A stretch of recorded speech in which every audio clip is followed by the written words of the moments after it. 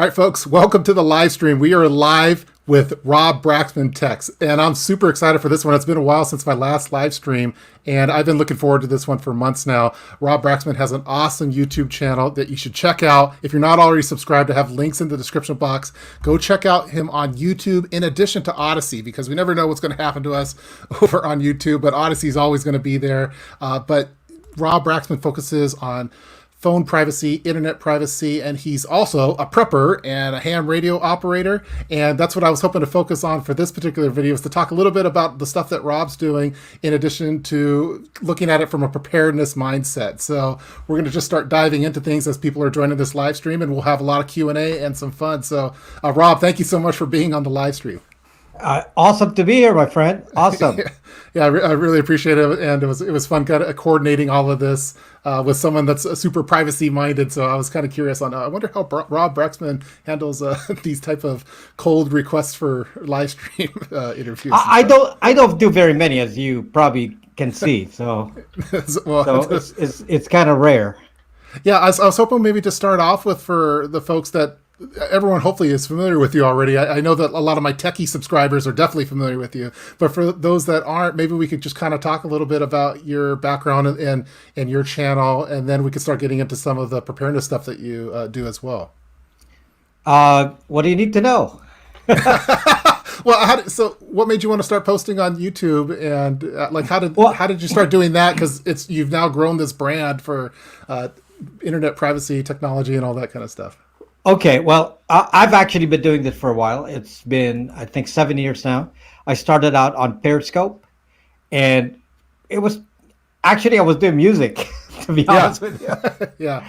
And then I said, you know what? What I really am, I'm a software architect, and that's what was my business before. And except I wasn't doing that anymore. And I said, maybe I should talk about what really interests me, which was the privacy side of tech. And so I actually started a live stream on Periscope that really got a huge following. I was one of the popular people on Periscope before it shut down. And then I was also on AM radio, WBZ in Boston, the largest AM station in the country. Used to be CBS. And so they would interview me as well. And so I was kind of a regular there. And so, I was just talking from my heart about my biggest enemy, which was Facebook. Yes. So I was so known for my anti-Facebook attitude that actually I invented the word "what the zuck." And if you go on Urban Dictionary, it's actually attributed to me. Did you get the domain name on it too? Is that? Yes, I have the whatthezuck.net. Okay, cool. But it's on Urban Dictionary, and it says, that Rob Braxman coined the term. Started this. Yeah, because on Periscope, everybody was saying, what the zuck this, zuck that. And it was like a big thing. And then people on YouTube don't know why I say that, because I was the biggest invader of our privacy. So that's how it started. Yeah. And then I moved to YouTube a couple of years ago. And then it just grew so fast. You never really know what's going to happen, but it was successful on the other platform. So I said, I'm just going to keep doing what I'm doing. And then, of course, I shifted from live stream. So I'm used to live stream, actually, because that's what I used to do, a live stream every day for 2 hours. Daily live stream, wow. For 2 hours, every day. Can you imagine that? Including holidays. So I stopped doing that now. I do videos. Videos are actually harder. Yeah, they take a lot of work. Yes. Because, in live stream, you just turn on the mic, and if you'd like to talk, then that's it. Yeah, I always like doing the live streams because it's just you press the go live and start talking, and then there's no editing afterwards. So. Yeah, but I react to the people who come in, and I'm good at that. So if they pop a question, then I react immediately, and that's it. It's easy. Yeah, we got some people are joining in right now. People are excited to see Rob on here, and talking about this, stop zucking with me. So, Yeah, this is the collab I didn't expect, but I'm glad it's happening. That's right, it is happening. So tell your friends that we're going right now. So, well, that's really cool, and it's cool to see how much your channel's really been resonating, especially over things going on lately. It's because when you watch some of the older videos, you see, as you're growing the channel, there's a few thousand views, and now it's just like every time you talk, it's people are listening and tuning in now, and Well, it's really cool to see the resonating going on. It's not consistent, as you know. This is YouTube, so Yeah. so it's sometimes you get like I think my top video is almost at 1 million views, Wow. and yet I have videos that only have 6,000 views. Yeah. So you never know. Yeah, and it seems like not too long ago that you passed 100K, and then now it's 250 already. So, so I'm glad that we got you on now before you get to the 1 million subscriber mark. So. They'll probably stop me. Yeah, they're like, I'm talking anti-Google. I mean, they're going to say, "Oh, wait, stop. We'll take that. we'll take the loss.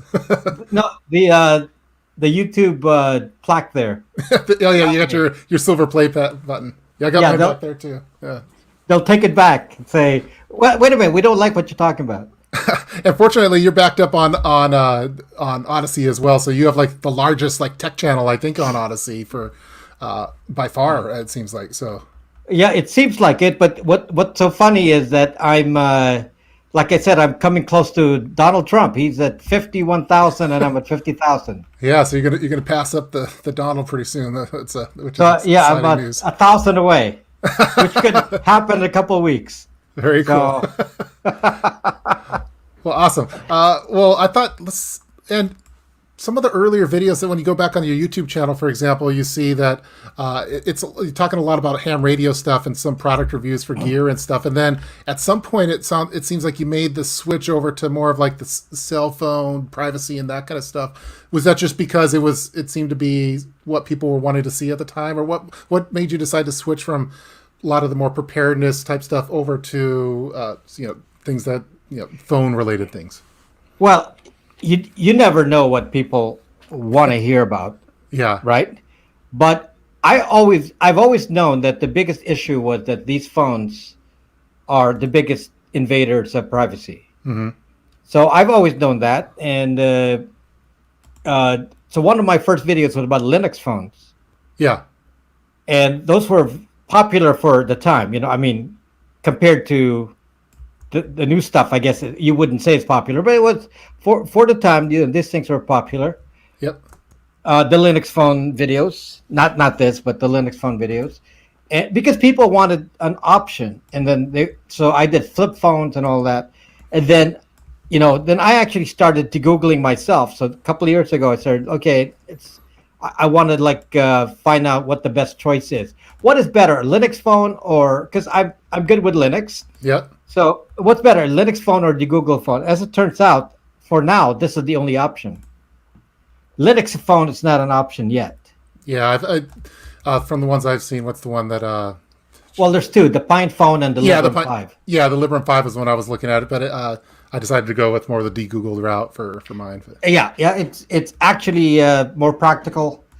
In terms of security, it's actually more secure to be with Android.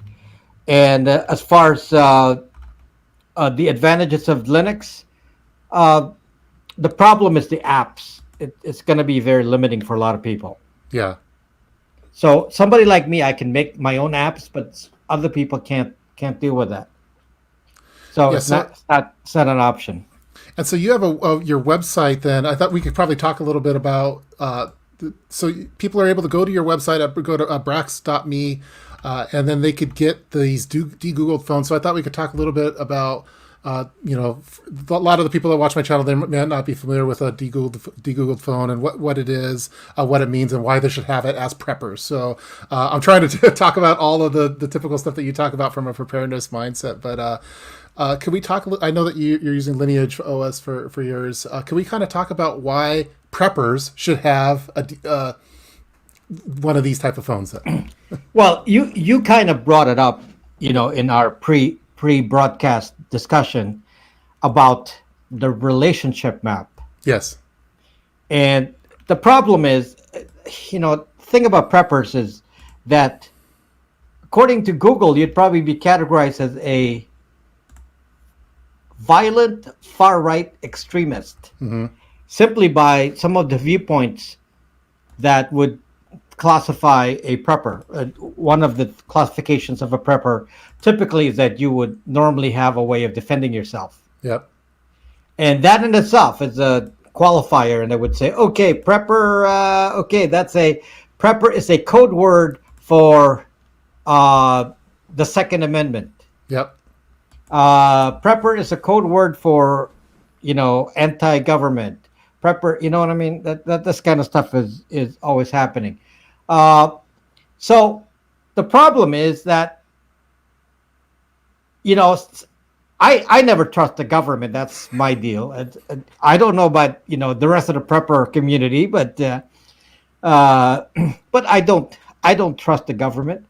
I don't want to be on a list.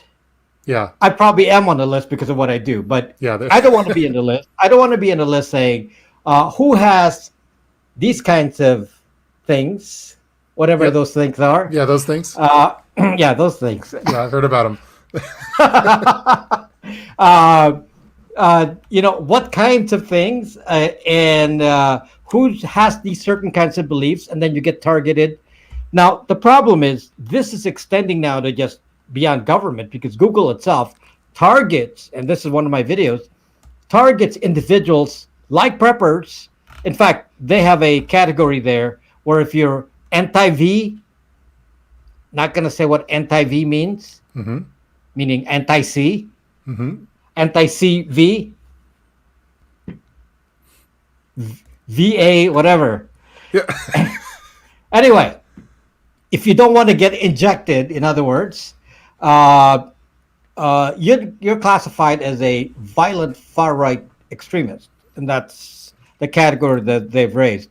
And Google changes your internet.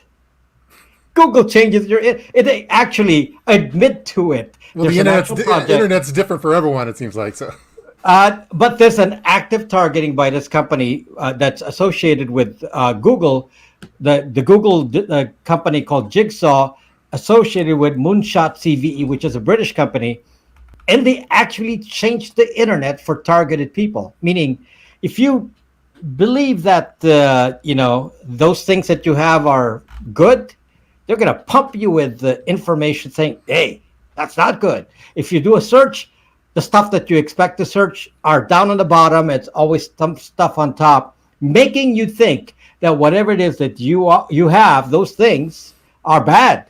They're going to make you feel guilty about having those things.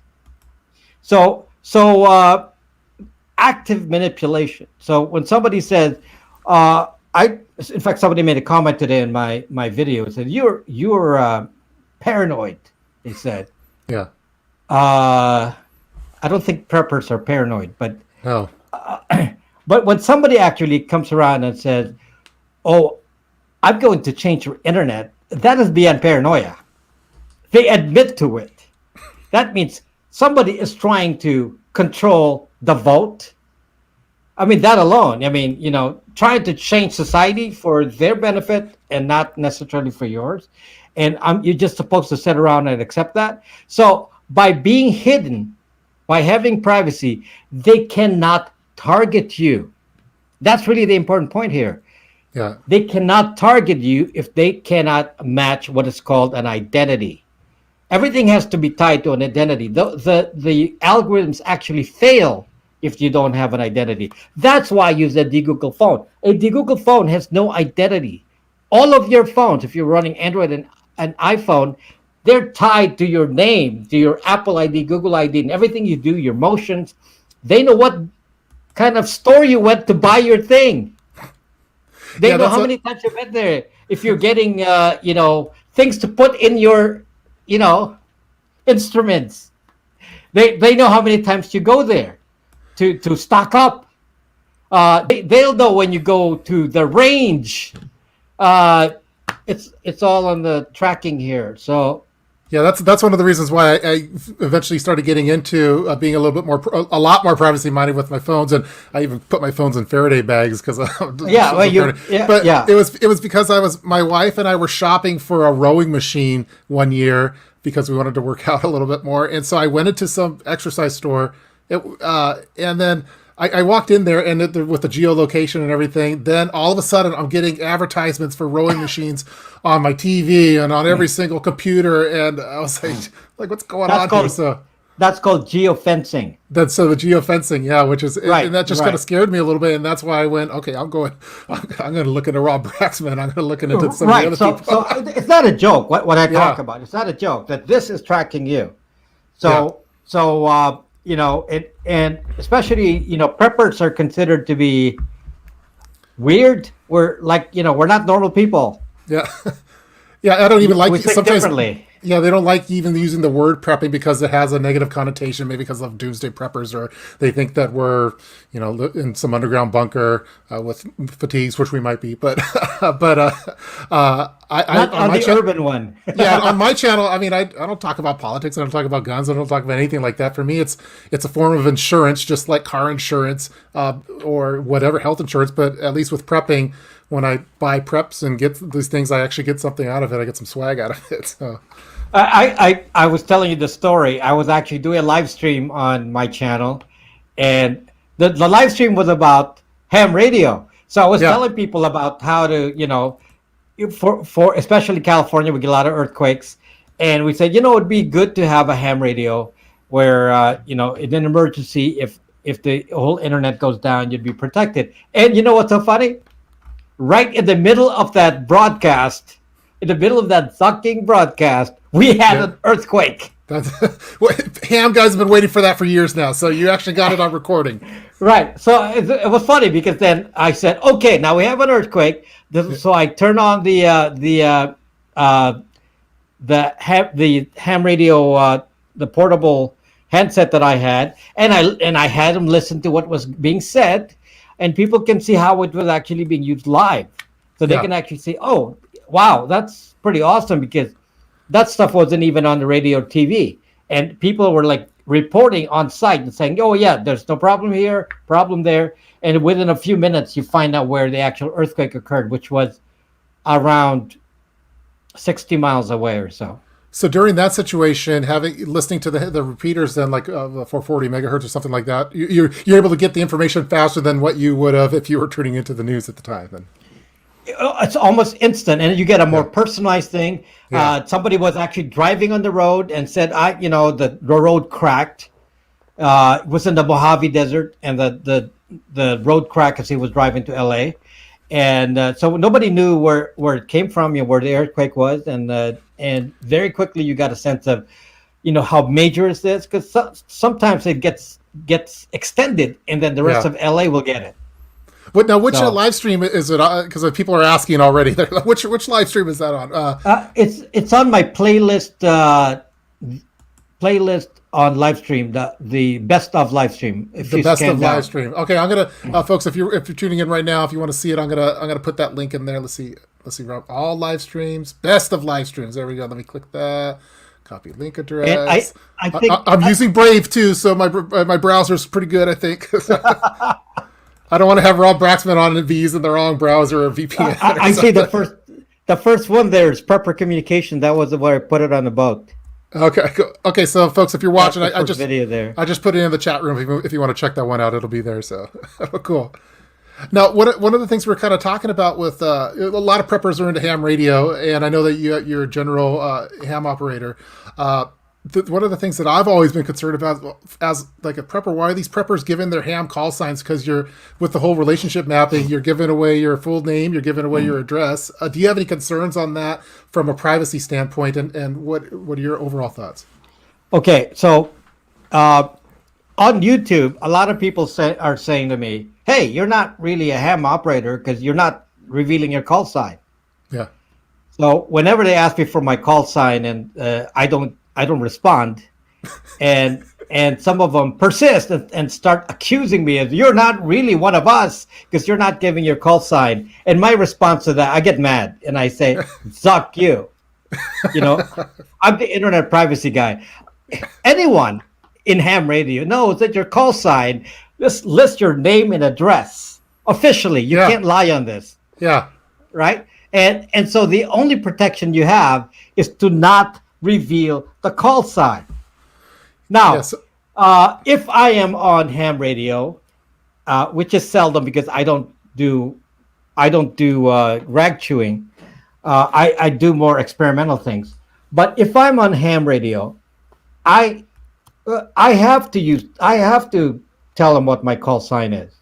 That's a law, so I'm going to abide by the law. But if you have a GMRS radio, then the GMRS radio, you don't have that. In fact, in LA, nobody gives their call signs on GMRS because it's shorter range.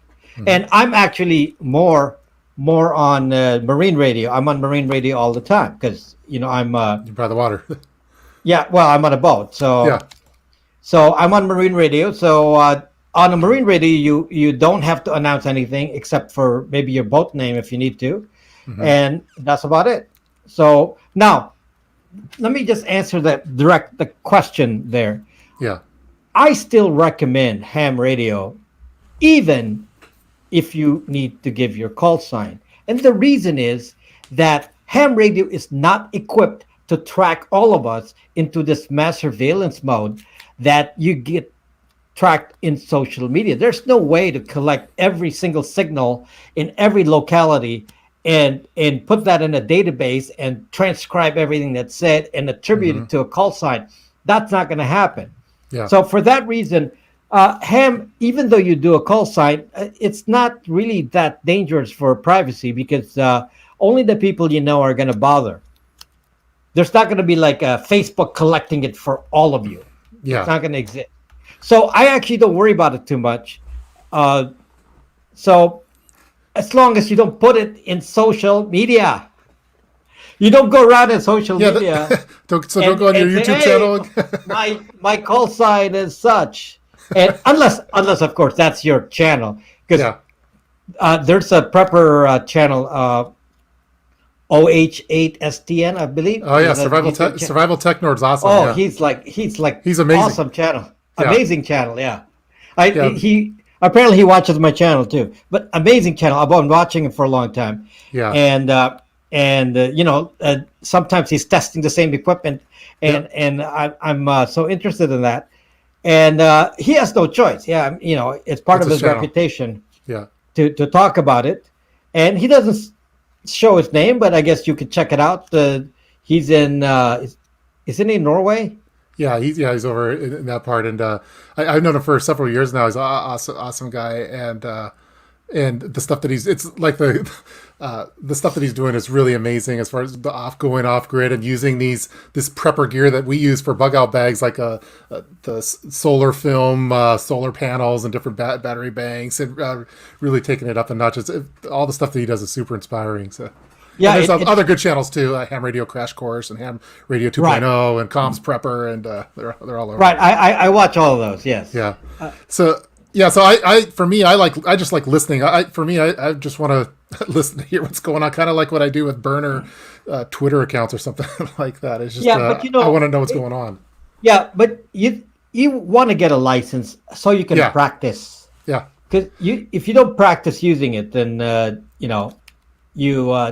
so yes, you can listen to ham without license, but you can't practice. Yeah. There is a technique for communicating on ham radio, and you can test your equipment. And you can't really do that if you don't have a license. So yes, I do talk on my radio once in a while, but not too often. Mostly I just listen. Yeah. There's all sorts of comments coming in. We're talking to Rob Braxman, everyone. This is awesome. Some people are saying there's so many different prepper live streams going on tonight. Everyone is live tonight. Yeah, yes, we are, but only one person has Rob Braxman on right now, and that's his channel. So I'm nobody. Yeah. Well, I'm a super fan, and I've been binge watching, getting ready for this particular interview too. So, okay, so we talked a little bit about ham. I know I want to talk a little bit more about the Rob Braxman off-grid comms infrastructure for SHTF. That'll be a fun one too. I thought we could do a couple little of the questions that are here, and then go back to some of the talking points, because I see a bunch of stuff coming here. Let's see. People are talking about Lineage OS. Let's see. This is from New York Defiant. Do the privacy settings on current cell phones really do anything? Hell no. Hell no. Yeah. Okay, I discussed this in my video from a week ago. Android without Google, how is that possible? That's the end of the video. Now, let me just say this. No, it's not possible, because when you take an Android open source, it was originally open source, by the time it gets sold to you, they actually replace the open source with Google versions of the same programs. Mm-hmm. So if your Wi-Fi program was benign and it just said, oh, it's Wi-Fi, connects to Wi-Fi, doesn't do anything strange, and so you said you looked at the source code because you're a programmer, you looked at the source code in Android, and you say, oh, this is okay, no problem here. Wrong. Because what happens is when Google actually releases the final version, they overlay their version of the Wi-Fi program, the Bluetooth, all of that. They replace it all with all the spyware. So it's not in the source code. That's how they do this, is they let the OEM test with AOSP or Android open source, so they can test to make sure everything works. But once they've guaranteed that it works, they actually replace it and put their own code, which has all the spyware on it. So no, you can't remove it. How do you remove it? They replaced it. It's not like you just got to remove some programs. They replaced. So until you put back a replacement, it's not going to work. So you have to actually reflash it from scratch with AOSP. Android open source project. And there are many versions of that. You use Graphene, I use Lineage OS. So the phones that you have, so as folks, if you're just tuning in, if you don't know who Rob Braxman is, first off, subscribe, go over to Odyssey, go over to YouTube, subscribe over there, and go check out the de-Googled phones. It's, as he's talking about here, it's basically, like on mine, I have a Graphene OS. On the ones that you do are Lineage OS. I know that, I remember you talking about in a previous live stream, I think, where you like Graphene OS, but some of the Graphene OS people get mad that you're using Lineage or something like that. I don't know. It's some of the people toxic community. Yes. Yeah, but I don't know anything about the community. Lineage OS supports more phones, so I don't have time to mess with like multiple OSs for different purposes. I just go with the one that does the privacy side. One of the things that other OSs claim is that they're better for cybersecurity. Yeah. Which is not, by the way, take with a grain of salt. That's not always true. But from a privacy side, basically they're all the same. Lineage OS does the same job at privacy as any other option. So there really is no reason to say, such and such is better because it has X, and then you actually analyze what X is, and so, like, that doesn't really apply to me. That's not my threat. So if you actually think about what the threat is, you don't need to go beyond what I do, which is Lineage OS. I use it myself. This is all I do. Yeah. And I don't see any reason to use some other option. By the way, Cliff, some of the other options assume that you're going to rely on your phone and put all the stuff that you put on here, put all your data, your photos, and all that. Therefore, if somebody steals it, they say, well, it's more protected because, it's more locked up for cybersecurity. Except I don't teach that. I teach to not rely on this. Don't rely on this. Don't put all your photos in here. Download it. I don't have a lot of stuff on here. If somebody steals the phone, I just,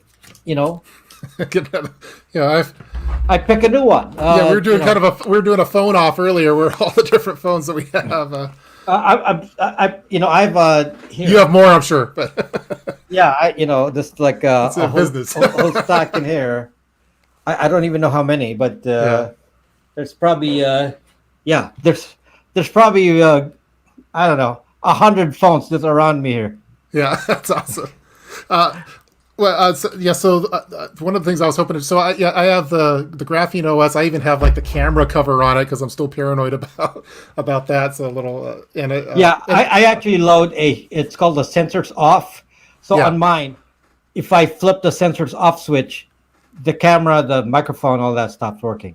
Yeah, that was one of the nice things about some of those Linux phones, like the hard camera switch is something I thought was pretty cool. But Yeah, there's a software switch in Android, so okay, yeah, you can do it by software. cool. So, and I can we talk a little bit more about the relationship mapping on what that is? Because I've been ever since that you really talked about it, and I've talked with like the hated one in a previous live stream, just the whole idea of because a lot of preppers are using like Proton Mail or something, or they're using Element or Signal or Telegram, and you really have stressed this on the internet as far as what relationship mapping is, how it works, and how like even if we're using some kind of encrypted email, that we could still be figured out by our identity. So the question I have is there anyone else talking about relationship maps? you're the relationship map guy. So it's not a dating site. I don't think it's. No, but I mean, is there anybody else talking about it?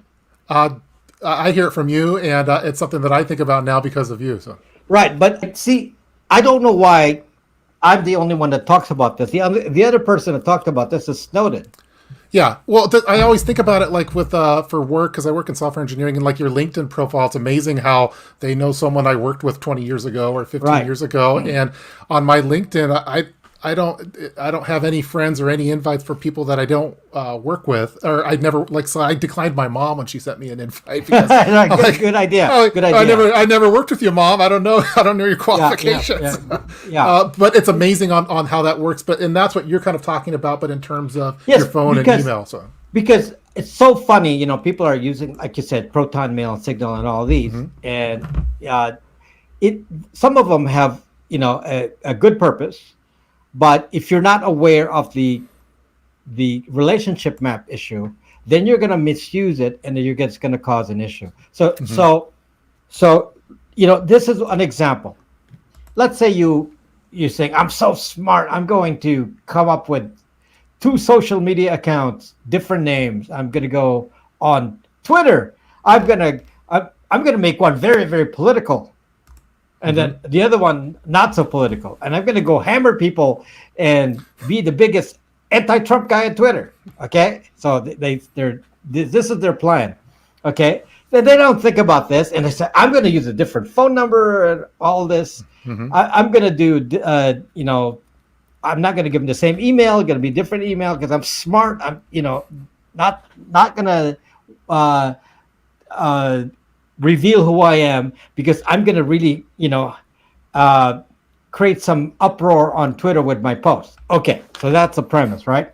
yeah, And then they use the app, and then they upload their contacts. yep. Okay, if you upload your contacts, and 2 accounts have the same contacts, what do you think that means? Then obviously 2 people with the same contacts is the same person. Yeah, Not only that, it shows who you're connected to. How do you go about doing, because you're a social media presence, you're a YouTuber, Odyssey, you're all over the place, the website. Like I had to eventually, and we were talking offline as far as I had to make my own like social media phone that has no contacts, has no calendar, has no email. It's just for updating like the stuff for this channel. How does Rob Braxman do it? Well, let me tell you something. Just to show you a flaw, I made a mistake once. So I already know that Facebook is one of the most dangerous places for contact lists, because basically by having everyone do their contact list plus your friends list, you actually have a connection. It draws a connection between people, and you can actually be identified by the connection. How many intersections are common between people shows you how, if you're related, not related, simply by looking at the connections. So the 3-letter agencies love this. This is one of their ways of identifying, who is a potential terrorist, just by looking and see your connections. In any case, one of the things I did was for testing, I actually started a Facebook account. I don't have any Facebook account, but I started a fake one. I started a fake one many, many years ago, just to test Facebook, to show what the difficulties are with Facebook. And I always keep an eye on this because I know that it can actually, I feed the disinformation. Like for a while, I said, let me start out by saying I'm in New York. So I kept giving it New York data, New York locations. I would search for everything New York only. I had no friends, no contacts, no nothing. Okay. And then I would look at the recommended list of friends to see what it would say. And it turns out that the the Facebook said, "Oh no, you live in," and it actually pointed to an area within 5 miles. So Wow. screwed up.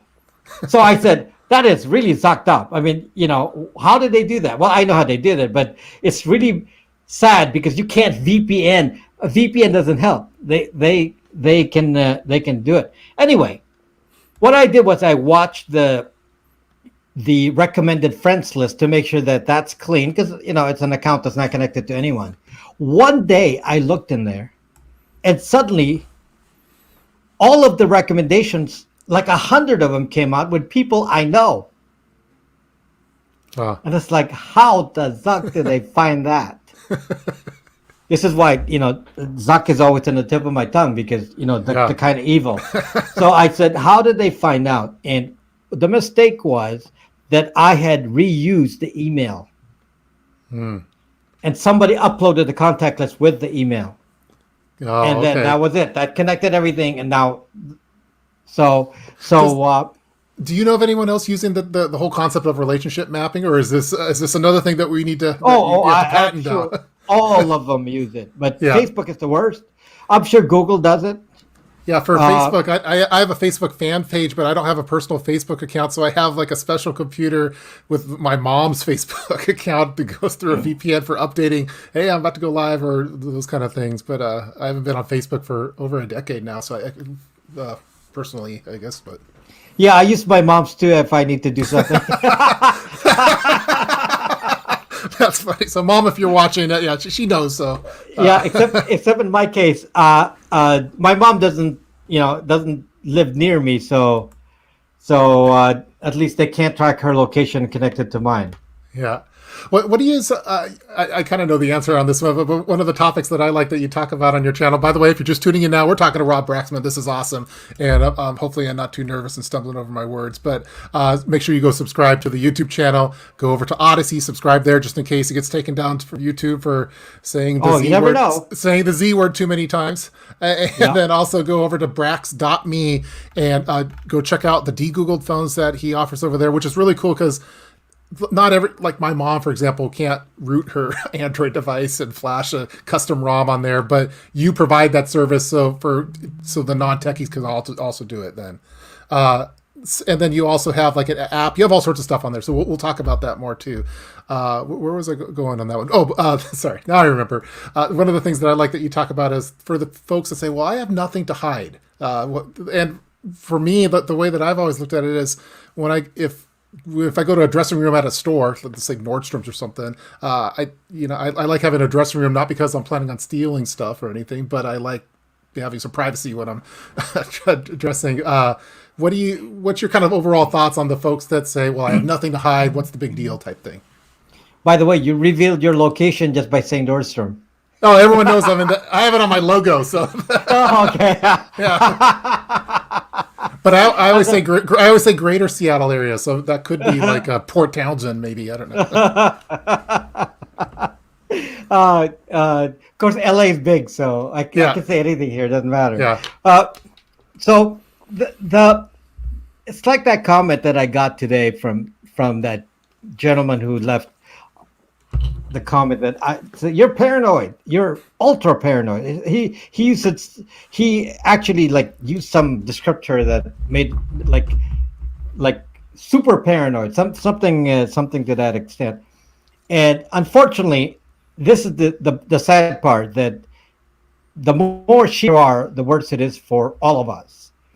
Because if we don't even know what's being done to us, then we are basically a controlled population. So I've given so many examples. One of the new popular videos was when I revealed the secrets of big tech and what they're up to. And that was actually one of the biggest videos, that launched me the last few months. and it just got time to all of the events with the election and all that, Hmm. and people are actually not thinking about the fact that it's not just that Google's collecting your information.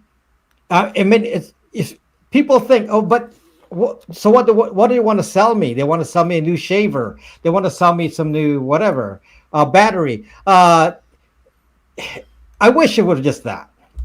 If that was the only issue, then I'd say, okay, I guess we don't have to take that too seriously. I'm being too paranoid. The problem is that we're not actually thinking about the fact, and I knew this since I'm a tech guy. I said, this kind of information can be used for manipulation. By the way, you asked my background. One of the things I did before I did this is I'm actually one of the inventors of electronic health records. So that's something that was in my prior career. I was, Hmm. very big into electronic health records, and I still have contracts with with some states to basically spy on you by collecting your health records and sending it to the government. I actually made these links that collect it and send it to a central entity. So your data is being centralized and collected. And I said, wow, uh, that could be very interesting. How could somebody misuse that data? Because of my past background, I actually, I had millions of customers that I could check and see famous people and see who had any kind of medical care. I had clients in Beverly Hills, and I could see and I could check their patient list, and I had access because I'm in control of this.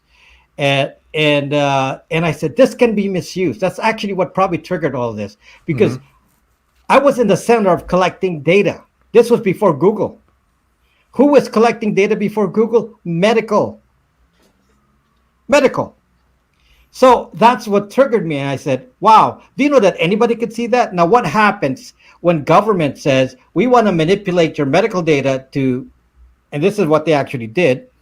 They said, we're going to want to manipulate your data because we actually want to get in between you and your doctor. So now a bureaucrat is in there going to say, you're not going to get care. They started doing that and they built up the infrastructure. That's one of the big things with electronic medical records. They actually wanted to put things in our systems to intervene so that when the doctor's going to do an order, he's going to get stopped. They were actually building that. There were prototypes of this, and that's when I left. I said, this is no longer, this is not anymore, this is not what I intended when I built electronic health records. Yeah. They're using it in a way that I didn't expect. And now then Google starts doing the same thing by starting collecting the data on all of us. And I said, someone's going to misuse this. And sure enough, watch that video on what was the title of the video? Uh, the bombshell video. Let's It's see, is called it Bombshell. bombshell? I'll get it up there. I'll put it in the chat room as we're going. So No, nobody watched that video. That was not very popular. yeah, you never know which video someone's going to watch or not. I mean, it's a bombshell, but Yeah. it's like, I've nothing to hide. But I'm telling you that somebody is actually manipulating you and changing your internet. And I've nothing to hide, but I guess it's not a bombshell. Yeah. So that actually revealed the details that no one had shown proof of that before. No one. I've not seen anyone on the internet show proof that Google is actually manipulating you in real time now. Yeah, that's I put the link in the description box, and I watched the first part of it. I didn't, but and There that's you where go. I kind of Google heard. search bias. Yes, that's the Yeah, one. that's the one. Cool. And so I wanted to get to some of the more because we're talking about all this, and you talk about it on your channel on so many different videos and dive into it. I was hoping to go more into back to the preparedness side of things because of your preparedness background and how much value that you can bring to the preparedness community by the stuff that you know through the internet and privacy. And I had my one question that I was going to ask you is, how would Rob Braxman design an off-grid comms infrastructure for SHTF? That's my burning question, and I'll let everyone Now, else ask questions. That's one I had. of course, kind of a backgrounder. I'm a sailor, so I've been sailing for a good chunk of my adult life, most of my adult life, and yeah, I guess I've been sailing all of my adult life, Awesome. and I've had a boat for many many years, and uh, uh, my boat is actually, if you think about it, and I don't think about it much until you start thinking in the terms of a prepper mentality, A bug but out boat? Is it? a boat is off grid. Yeah. Uh, a especially if you a sailboat, not the powerboat. A sailboat Hmm. is off grid. Why? Because a sailboat can survive without anything. You don't even need gas. So so the gas is nice for getting into a dock, but if you didn't have any gas, you could actually survive. So if you added solar to it and do put a water maker in there and so on, which I was going to do on my old boat, except I changed boats, so now I got to start again. Yeah. But that's anyway. A boat also has communications equipment. We have marine radio, and many boats have SSB ham radio as well. But one of the things I said was, what would it be like if a prepper community actually established their own communications Yeah. with what is called a mesh A network? mesh And networking. Yeah. what this means is, and you're a software guy, so uh, what this means is basically have many people in the community have an not internet, but an Ethernet connection to connect devices without having to connect to the internet. So you can have a LAN. You can have a LAN just by doing this. So Hmm. you know what a LAN is? You connect yourself to one router, Yep. and all of the devices in the LAN can talk. Just Except with a mesh network, what it is that some legs of the LAN are connected with uh, radio. Now, there are many projects you can do this, as a civilian, but there are many projects that are more advanced that are allowed for ham radio operators, especially with a general license, because you have access to frequencies that normally you don't have access to. So what happens is if you actually use certain frequencies, you can actually have a long range LAN connection using antennas. So in my case, I'm using these commercial ubiquity modems and hmm commercial uh, forget the brand of the other one. So mostly it's ubiquity, but they're they're they're made to go long range. So they're actually dish devices. So I have a dish that can actually go long range. So in here in LA, there's an emergency ham radio group called the Arden Network, AREDN, and they actually already set up this thing in the mountains. There it is. That's in the mountains of Mount Wilson, up in Los Angeles. Awesome. That's that's actually in Mount Wilson, and I can actually see that from my house, which is near the beach. So I point my radar, my dish, I'm sorry, to Hmm. that connection there, and using a band that's not available to normal people, so there's not this interference, and we can actually connect our computers without the internet. There's no internet. So what I did was I connected to that. So my house has a dish that's connected to it. It's a little far. It's not 100%. But what I did was to test this concept. What if I did a multi-prong connection where I connect to the one in Mount Wilson, which is 38 miles away, and then I connect to my boat. So my boat has a tall mast, and I happened to, at one point I had line of sight to the boat, and so I actually it was many miles away, but it was line of sight. So I actually put a ubiquity antenna on the top of the mast, and then from my house I actually pointed the two, and I was actually getting a connection of 28 megabits per second. I mean, it was enough to run video. So I actually Yeah. run live video. I actually run live video from the boat to my house, and I can see it. There was no internet. So if the internet went down, I could still communicate at the long distance using this Arden network. So there are a couple of projects that do this, but the and you can do this without without a ham radio, but the frequencies have to be the common ones. So you're going to get a lot of interference. So this one was fairly clean, and it uses the upper end of the 5 gigahertz band. So it's beyond. It's like 5 gigahertz, but a little bit beyond what normal routers use. And you can actually communicate there at pretty high speed, and it's legal. And in theory, it will work, except by law, you're not supposed to encrypt. That's the only limitation right now. So No then, encryption. so for the preppers that want to have like their mag or their mutual, their groups that are out in an off-grid location, that they should set up something similar to this. Let me put this link in the chat room as well for people that want to see it, to be able to do communication with their normal computers. Then it sounds like so. Right. So let's talk about this in theory. Cool. You don't need these special modems. This is actually fairly easy to do.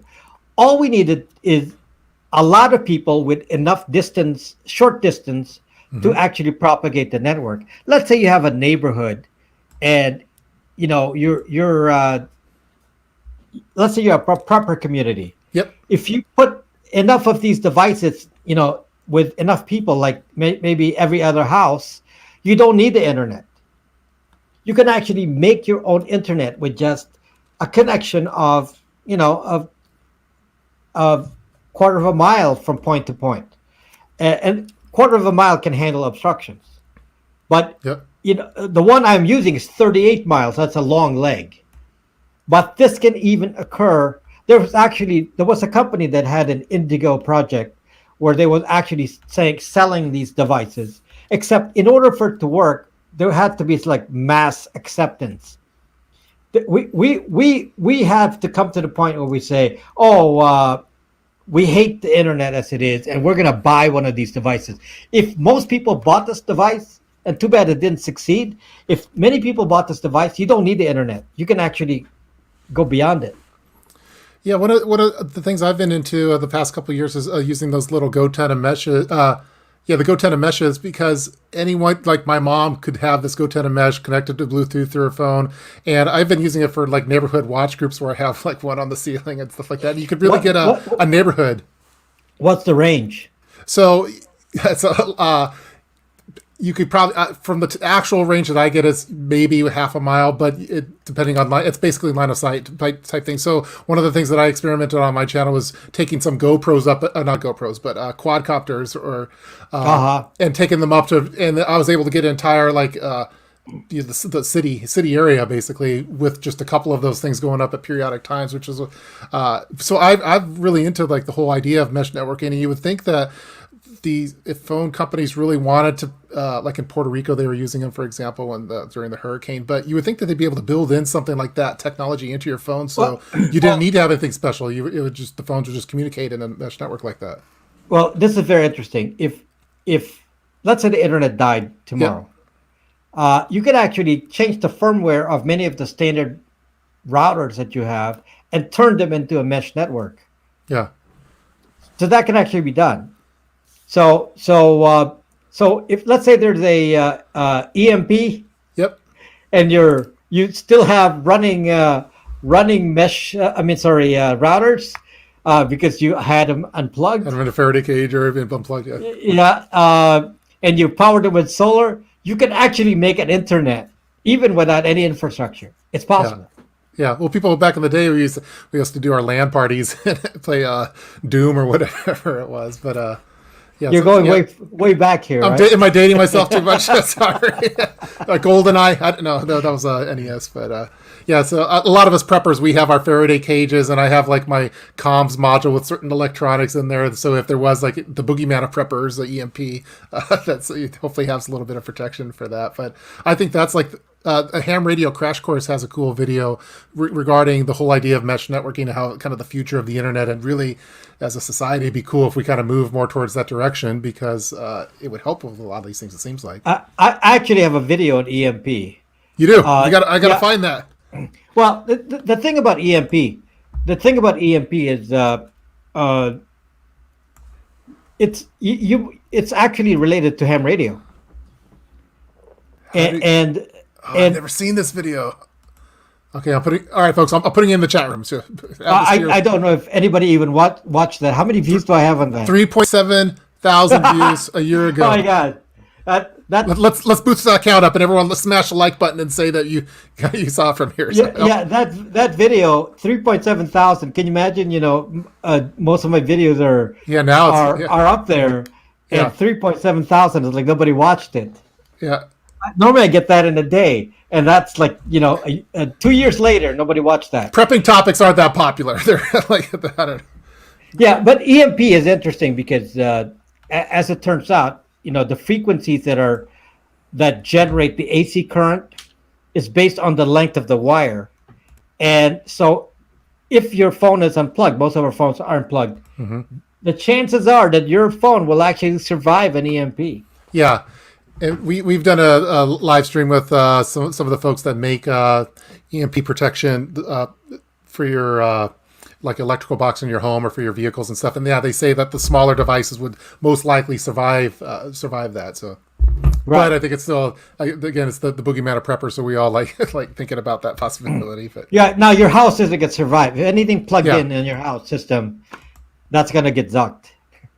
Yeah, let me get that. Let me press the like button already. I haven't watched the video, but I know it's going to be good. So, I don't know. It was one of my first videos. So I was just showing, the electromagnetic effect of that. So I forgot what that video was. Yeah, EMP Shield. That's the one that I was talking with. That was last summer. So EMP Doctor is a good channel for EMP prep. Yes.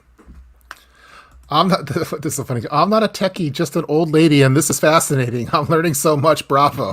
Thank you so much, Pony Girl. So,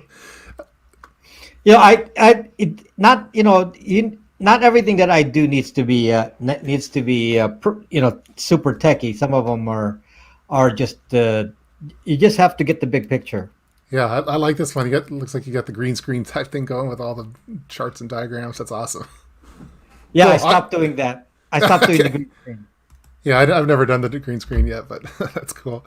Cool. So basically, you're off grid. So what you described, basically for the marine use, you see that could be used within the preparedness community for those that want to have some offsite location at somewhere. We talked a little bit about the EMP protection and the routers, and that we could really flash. Yeah. If you have a community of preppers, you could actually, especially out in the boonies.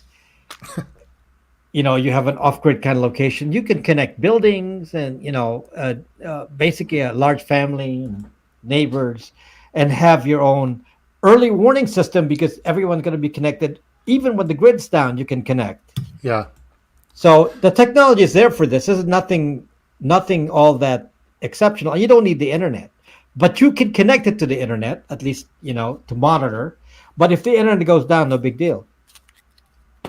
See, Mr. Morris is just loving this one. He says he's been fanboying out on this one, and it's gonna. Yeah, I may or may not have binge watch Rob after watching. I often go on binge watching on your videos, and then I get all paranoid. And a few months ago, I kept waking up in the middle of the night, and I gotta put my phones in my Faraday bag. I got a bad feeling about something, and nothing ever happened. But when you have a de-Googled phone, you stop worrying because the secret word is identity. Without identity, this phone is actually pretty safe. Yeah. No identity. It's kind of a weird feeling because when I use my my de-Googled phone, I don't want to use the phone as much for it's not as addicting. No, I always suggest this. Some people say, "Well, you're so techie." I'm going to make a simple suggestion for the community that's not so techie. It's really simple. Use a computer. Yeah. It's a better keyboard. You don't have to do the little bigger screen. What is this obsession with having this little screen? Why? You can use a big computer. Well, I need a tablet, so I got to use an iPad. Well, run Windows. They have tablets. It's fine. So a computer is much safer. So believe it or not, the computers do not have the same sensors as a phone. So a computer can't track you like this can. Yeah. I found that because I have my social media phone for just, I don't need to post on my Instagram on some prepping thing at the location. I could wait till I get home and transfer the video and get rid of the metadata or all that kind of stuff from it. But I find that with my de-Googled phone that I'm doing like normal stuff before phone use, which is kind of, I don't know, as a late Gen Xer, I guess that's kind of like what it used to be. And I wasn't so reliant on the phone. So I think it's a very cleansing feeling because I don't need to be, I went with my daughter on a daddy-daughter date. She's 5 years old and we went to a nice restaurant and we looked around, there was these couples and they're both on their phones, just swiping, typing, text messages. And it's like, how are you talking to your date or whatever? Yeah, and they were both like doing on it the phone. Yes, like, and it was like no big deal. I don't know. Yeah, crazy. Yeah. So I found that using a de-Googled phone has helped clear my reliance on wanting to just be the social media thing. And then I use my computer because it has a bigger screen, a better keyboard, and I have a bunch of apps. I can't convince people. They think that suggesting that you use a computer makes me a Luddite. Yeah, they're probably the best preppers. You're a caveman. Yeah. You want to use a computer. Yeah, I've the best computers, and yes, you're a caveman. It's like crazy. The thinking nowadays, it's like this is supposed to be better than a computer. From a tech guy, I do programming on a computer. I can't do programming on this. Yeah, I know. Got a lot of cool people are commenting. They say keep going because normally we try to go an hour, but when you talk to Rob Braxman, we go as long as Rob Braxman says to go. So let's see. Let's get a couple of these questions here. How do you connect from one boonies community to another without knowing they exist? You have to publish. You have to do line of sight. So what people have done, at least with the Ardennes network, is they let's say that you have a radar facing that way, then you have a dish facing that way. Then you can connect it to another one facing the other way, and then that can actually do a routing. This is built in. I did this myself, so it's easy. So I think it's good for the smaller communities that they're probably a similar mindset, adjacent mindset with each other. And so they're probably just knowing of each other and kind of working together. Sounds like. Well, no. For example, let's say you have a community and they're far, but there's a tall hill. So you have the repeater route dish on top of the hill. That's what they did in LA here. Yep. And then you can use that to go anywhere. Yeah. So it's in the absence of a tall hill, somebody with a antenna ham radio mast that's tall, you can put the router on the top. Yeah. Here's another question. Increase your range. This is from Mark. New neighbor moved in here. How to approach them about prepping? Are you in a prepping neighborhood? Don't talk about prepping. It's like Fight Club. I find it amazing that like in my neighborhood, I'm in like an older kind of like the suburb area now, and my neighbors, you would never know that they are actually preppers, but they eventually they have a paracord bracelet or something. It gives a giveaway that they're actually preppers and they're into their home gardening and stuff. I usually look for camera systems and gardens is what I look for, and then I know that I could talk prepping with them probably. So there's things that I want to do. Some are very expensive, like house solar stuff. I want, for example, a lot of people are like selling you, especially here in LA, they're selling you solar. You're never going to have to pay for electricity again. And I never go for that because it's on-grid solar. You're connected to the grid. So when the grid goes down, you have nothing.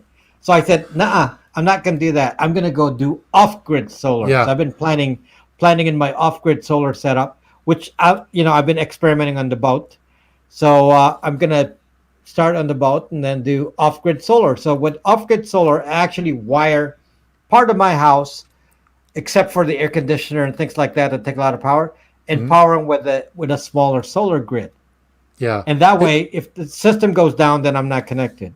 Yeah, there's a well-known prepper YouTuber, Engineer775, and he's done some really he's done some good work as far as having kind of that power wall and the solar and having to be off-grid solar. Because a lot of the people in the city that I live around, they have their solar panels, but if the power goes out, it doesn't do them any good. So it's not really an off-grid. Yeah, setup. Everyone's trying to sell me the on-grid solar, and yeah, no. like I said, prepper shouldn't go for that.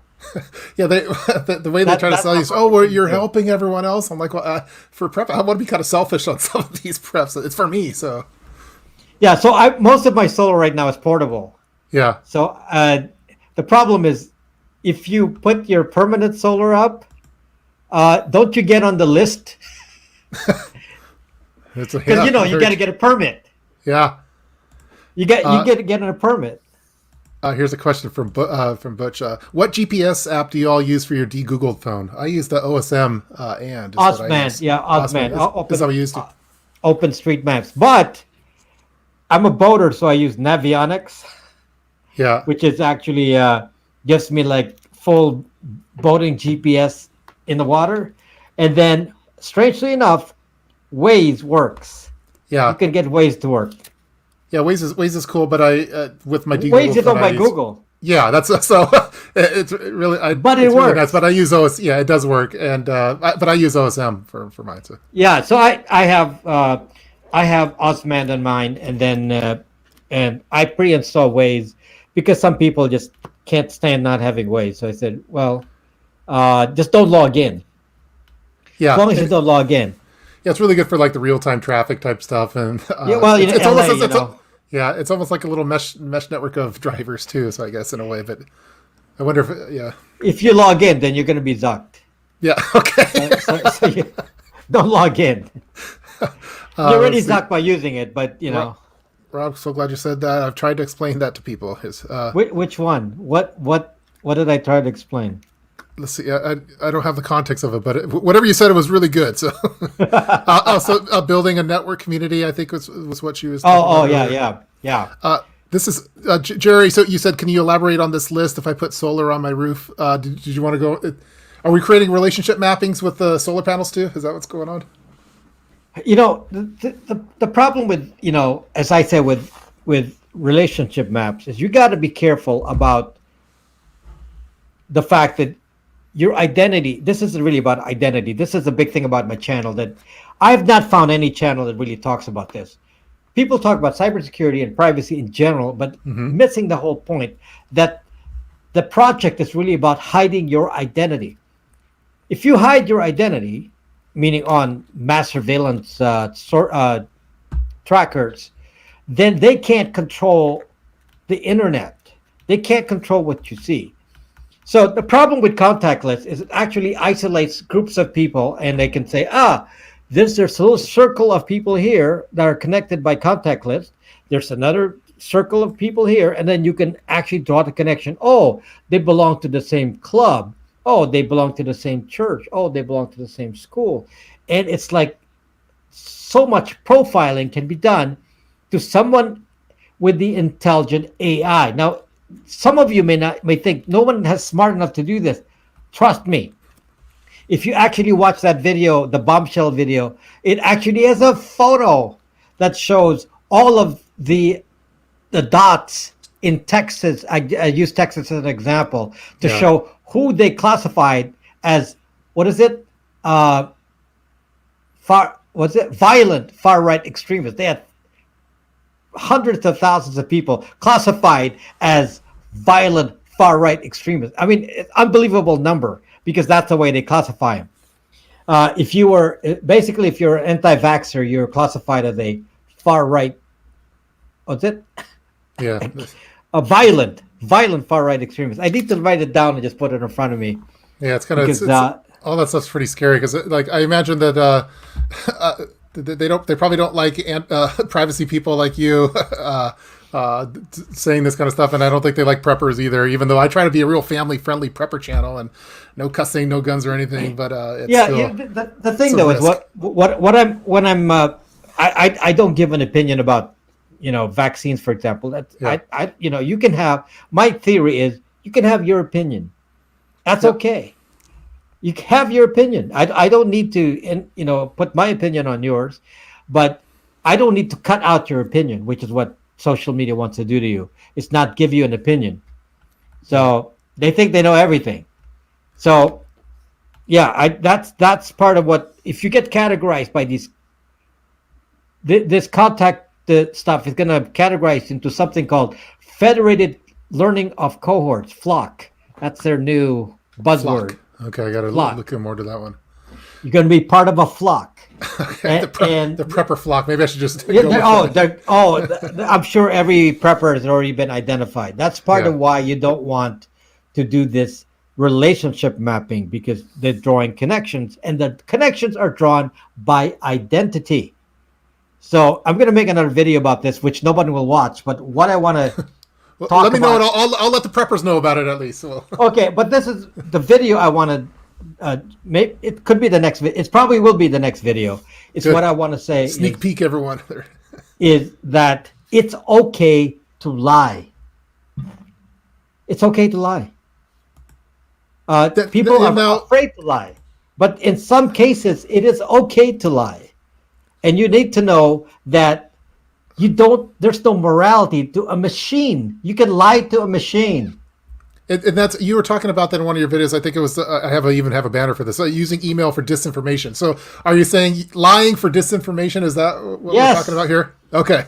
Let me. I'm going to change this banner really quick. So, Well, lying for to obscure your identity is really the point.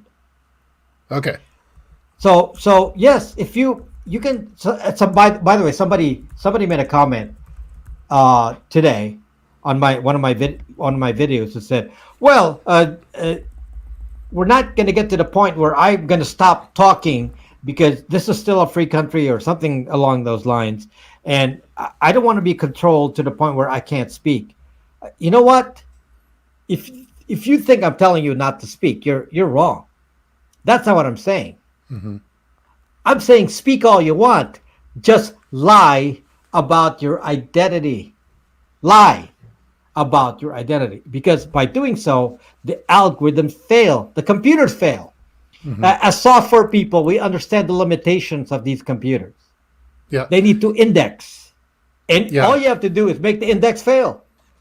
Yeah, I know that you talked about the indexing, like in terms of like a library with books and stuff. That if you don't have the index, how are you going to find anything? So That's actually one of the most important things I teach, and good thing you mentioned that. But yes, so hiding your identity is number one. You don't have to hide your ideas. You just hide it with an identity, and to obscuring your identity in multiple ways. Then you can say whatever you want. You don't Yeah. have to worry about not being free. All I'm saying is don't let yourself be manipulated, because that's what they want you to do. They want you to say what you think with your own name, your real identity, because they're going to say, "Gotcha." well, it's really scary. Just like something you said 17 years ago when you were a teenager or whatever could be. Yeah, hey, you said that you're now depersoned or whatever. The younger people who I know, some of the mistakes they made on the internet. Yeah, it's great. Like this one person, 1819, discussed basically it was a accusation of rape against somebody else in the school, and they brought this on Facebook. They actually started discussing this on Facebook, and then the father started to get into the discussion on Facebook about all of this, with the accusations of rape going back and forth. And I said to myself, do you actually thinking about that 40 years from now? Who's going to read that? Yeah, it's good. It's kind of crazy. I had one. I used to have an old GeoCity site when I was in school, and I'm dating myself again. And I wrote some blog up there, and I didn't think of anything of it. And then I said something that offended someone, and like years later, I had some college professor write me and just going off on me about something I said there, and I was like, oh yeah, you're right. I totally should have said all that stuff. So there's a lot of stuff in my childhood. There was no computers or internet or anything, so it's like my kids now. It's kind of scary that you have to be so careful with the stuff they put out there. Well, as a software guy, I've been doing this for a long time, much longer than you, because I'm older. But You're like 25 or so. I thought that's what. yeah. So yeah, we Asians, we can hide our age. I'm half Puerto Rican, and I can't hide it. So anyway, when we what was I talking about again? What was I talking about? We were talking about hiding. I talked about GeoCities, the stuff they post up there, the younger people. Goodness, I forgot what I was talking about. It'll come back. It'll come back. Someone left a super chat over here. We'll get it back. We'll get it. Again, we're talking with Rob Braxman, folks. So we're going a little longer than normal. Hopefully, you guys are enjoying it. We got a $2 super chat here from. Do VPNs really work? And I know you have your VPN service stuff, right?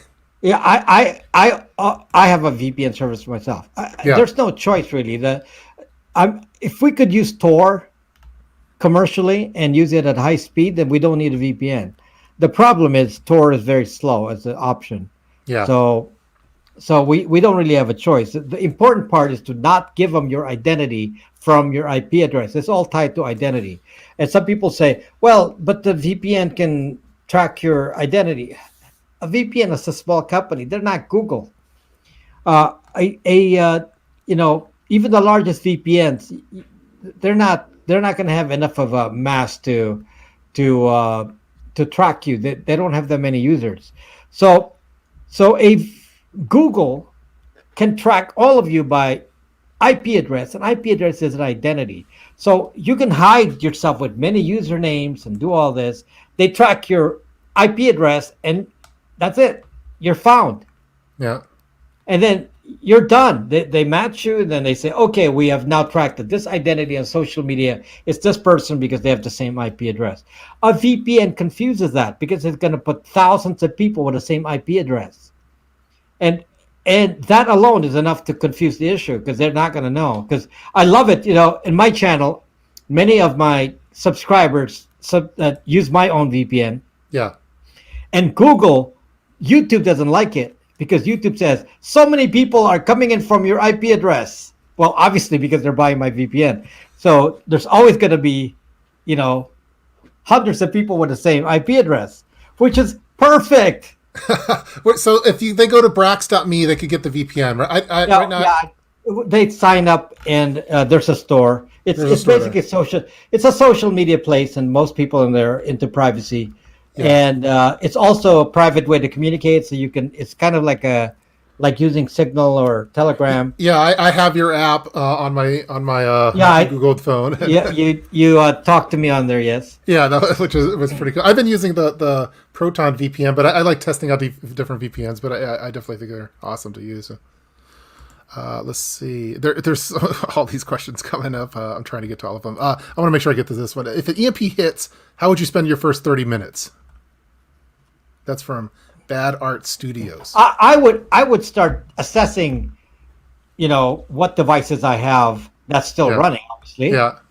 And see, and my mind would start thinking, how do I hack this to work? I would actually start thinking about that. And then I would start thinking about, what about all my devices that don't need electronics? And I'm going to start thinking about, like portable generators and things like that. What about things that I had unplugged? Because your solar panel likely was unplugged. The portable ones. Yep. I have a standalone battery that's not plugged in. That's probably still going to run. And I've heard that the solar panels themselves don't get as impacted by EMPs as some kind of electronic that's plugged in. From when I was talking with some EMP folks. Yeah, a solar panel has a diode. I don't know if the diode prevents reverse flow. I don't know if the diode's going to, because if it's connected, it's probably going to ruin it. But if it's not connected, there's not going to be a reverse flow because of the diode. Okay. Yeah. The diode allows current flow only in one direction. Out of the solar panel. Yeah, that's if you do the Arduino boards, you use those diodes. There's all this. Yeah, I know that some companies sell the Faraday bags for the solar panels, but I haven't been using them anymore because I was told that it doesn't matter. So. Yeah, I'm thinking that a lot of small electronic parts, especially parts that you just have in a box, that's probably going to still work. Yeah. Some of your old phones work. Yeah, I have a lot of phones now. Those super old ones. I have some in Faraday cages and some all over the place. So, let's see, and a bunch of different sims as well. How many onion layers do you recommend to use with Tor? You don't get a choice of onion layers. One Tor connection is three. Yeah. That's three onion layers. That's not a choice. It's unless you do double Tor, meaning Tor browser and Tor router. That'll double to six. Double it up. And then you can put a relay, so that could add a relay can add another one. I don't think that's necessary. Certainly, the three is enough. Okay. Mark's talking about inventory of devices, number one. So yeah, that's what you were doing. The capacitors and diodes might be impacted. That's also from Mark. Pony Girl, the top, you have the best guess. I always feel a bit smarter from the great content. Yeah, I feel smarter too when I talk to smart people like Rob. So this is again a super big treat for me. If you guys are just tuning in now, we're talking to Rob Braxman Tech. You probably should know of this channel. If you're not already subscribed, go check out Rob Braxman Tech's YouTube channel.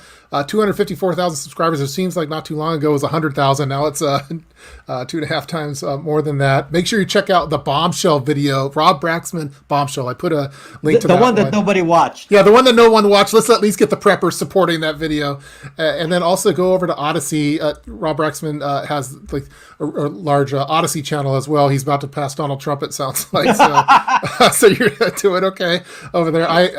I just use it as a kind of a backup mirror site for mine, just in case the powers that be don't like family-friendly YouTube, family-friendly prepper channels anymore. Well, if you based on what you're limiting your discussions to, you're probably okay. Yeah, I think I'm probably one of the safer ones, but who knows that?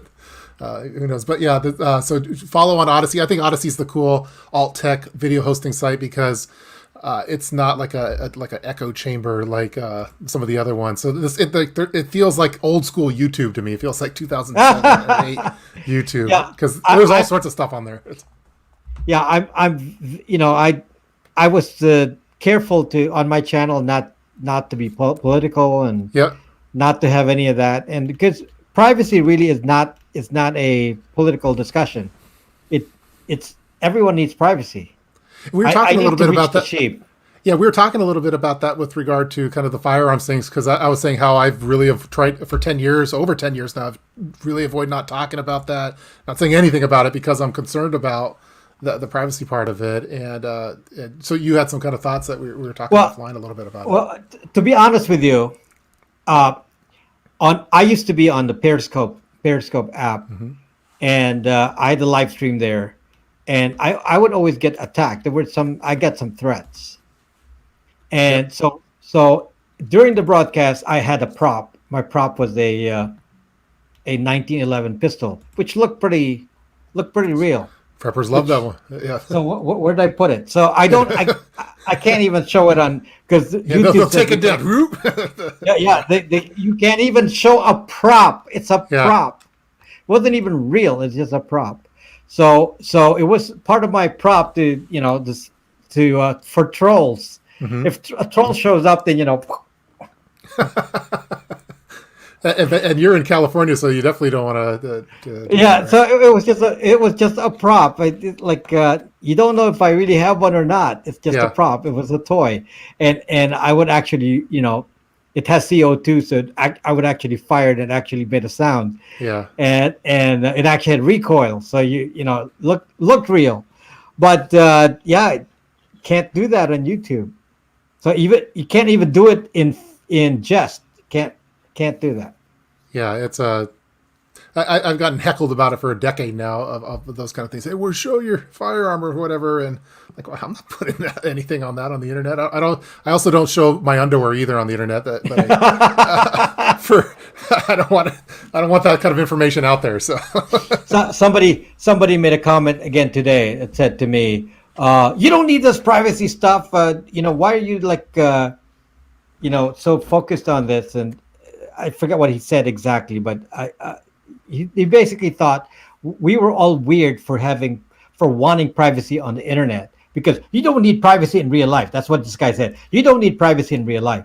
So I responded in a comment to the guy and I said, "Oh, you mean you don't have doors and windows at home?" Doors, yeah. It's a glass door, glass house, yeah. So I mean that that's how stupid some of these comments are. It's like, yes, you have more privacy at home because you have doors and windows. On the internet, there is no door and window. Yeah. And when you We go don't have when you go that. shopping at Target or something and you're trying on some jeans, you're going in to change your room, and it's not because you're shoplifting, it's because you want a little privacy. And when you go to the Well, bathroom on the at home- internet, on the internet, when you're going shopping, yeah, then yeah, they can see what you're doing. yeah, And they say, oh, one of my examples in my latest video is that the email actually shows Amazon used to actually send out an email yeah. every time you purchased. And you said, this was my big joke from Periscope days, they know what bras and panties you're buying and what size and what color. And it was sent in an email to your address, and it was emailed to you so everyone can see it at Google. I said, oh, you're buying that from Amazon. Yeah, that's in the video. That's email destroyed our privacy 15 solutions, but I think it's the latest one, right? That is another one that nobody watches. all right, preppers. Let's support that one as well. So we're gonna. Well, I've taken almost 90 minutes of your time. We're talking all sorts of cool stuff and prepper stuff. I think people have been liking this one, and I think it's going to be one that people want to tune into. Some people are just joining for the pervy prepper. Just welcome, pervy prepper. We're about to wrap this one up, I think. But everyone's still going. But let's see. Yeah, brandishing. That's somebody said. You're brandishing. How do you brandish a toy? Yeah. It's a toy. Well, folks, if you're just tuning in now, you're going to have to watch the rerun on this one, but it was a good one. We talked about all sorts of. Rob Braxman is the internet privacy guy, and he dives into these topics in extreme detail. Make sure you go over to his Odyssey channel, subscribe there, 50,000 followers, and then the YouTube channel is really blowing up, the 254,000 subscribers on all sorts of cool topics. Let's support some of those ones that he said people didn't watch, like the email destroyed our privacy one, the bombshell one, and the EMP one. I think we have those ones. We talked about those ones in this one. The EMP one, right. Yeah, let's get that EMP one up. So, and then if you want to have a de-Googled phone and you don't know anything about rooting your device and flashing custom ROMs, you don't want to do that, go over to Rob Braxman, go to brax.me. You could go get your de-Googled phone. You'll get it all set up for you, and you'll just be a little bit more private when you're doing stuff. And it also, I think it helps cleanse you from some of the addiction. You will feel good. You'll feel good doing it. When you have the Google phone, you feel good. It's like doing this to Google. Well, cool. And the originator of Zuck, the What Zuck, the Zuck terminology. What the Zuck? So, Jamie Bell, thank you so much. Great live stream. Pony Girl, thank you. Have Rob on again. He is awesome. Go into his channel next. Yeah, please go over there, subscribe over there, say hello for us. Trump is not in trouble tonight. Yeah, I'm not in trouble right now. So I told my wife, I said, hey, I'm talking to Rob Braxman, so we're going on this one. This is going to be fun. So, well, cool. Well, thank you, Rob. Thank you so much for taking the time to talk to us preppers and with my audience. And it was just an absolute blast. And I love all the stuff that you put out there. And I think you're really helping a lot of thousands and thousands of people all around the world. So it's just really cool stuff. I hope so, because you put so much of your energy into this. Yeah, I hope people listen. Yeah, and if they get mad at you someday, then we could always go find you on Odyssey. So They will. Yeah. Well, cool. Thanks everyone for watching this. Stay tuned for more awesome live streams. If you like this kind of video, smash the like button, subscribe to the channel. But don't subscribe to my channel. Go subscribe to Rob's channel. And support that EMP video. We need to boost the counts up on that one. So Rob has a new subscriber. Great, awesome. Thank you. Yeah, thanks again, and stay tuned for more videos. See ya.